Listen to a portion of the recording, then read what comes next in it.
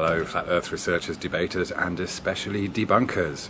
Very briefly, think about that famous experiment where they drop a feather and a hammer in a vacuum, and those two objects apparently falling to the ground at the same speed is proof of gravity, right?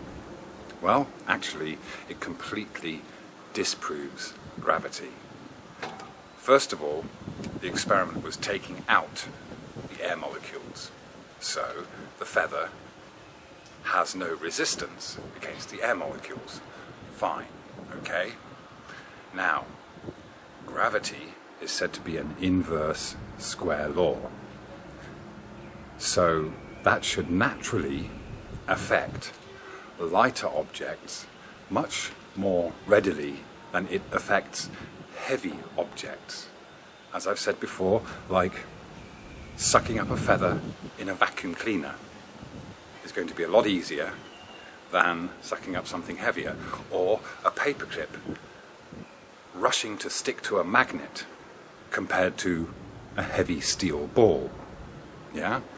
The magnet is going to attract the paperclip much more quickly and easily and make that paperclip stick than it will the steel ball. Yeah? So, one of two things should happen if gravity were real when you drop a feather and a hammer in a vacuum. One, the feather rushes to the ground faster than the hammer because it is being more quickly and more readily affected by gravity. Or, the same thing happens as normal with the feather. It floats and the hammer hits the ground first. Why? Because the usual excuse for gravity is that everything has its own mass and has its own center of gravity.